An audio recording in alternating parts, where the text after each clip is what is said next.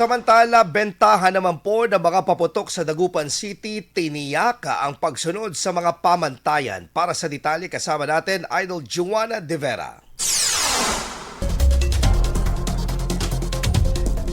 Tiniyak na mga manlalako ng paputok sa bahagi ng A.B. Fernandez Avenue malapit sa Pantal River sa Dagupan City na di kalidad ang kanilang mga paninda at mahigpit silang sumusunod sa mga pamantayang itinakda ng mga otoridad. Mga idol, para sigurado ka kung ikaw ba talaga ay nakakabili ng isang legal na paputok o di naman kaya yung mga pinapayagan na paputok.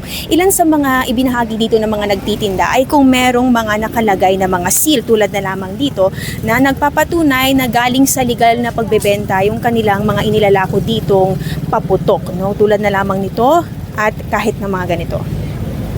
Ayon kay Ate Eunice, isa sa mga nagtitinda sa lugar, dumaan umano sila sa tamang proseso at kumpleto ang mga legal na dokumento bago pinayagang magbenta ng paputok sa nasabing lugar.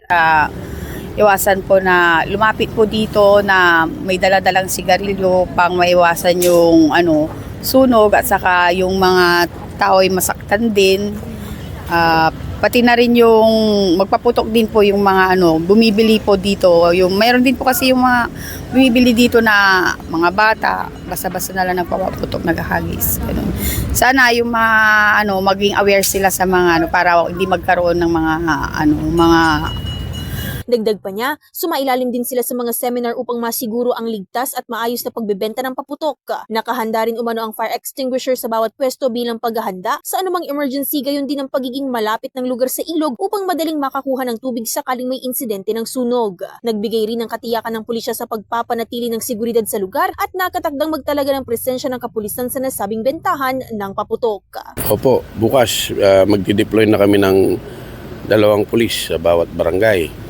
Sisimulan na po namin yung Uplan Bandilyo, yung pananawagan. Iikot pa kami, pagkatapos makikiusap po kami sa mga reported na alleged na nag-iimbak ng mga paputok. Para po talagang masawatan na yung mga gawain na ganito. Kasama mula rito sa IFM Dagupan, ito si Idol Juana De Vera, Tatak IFM. IFM News. IFM News. IFM News.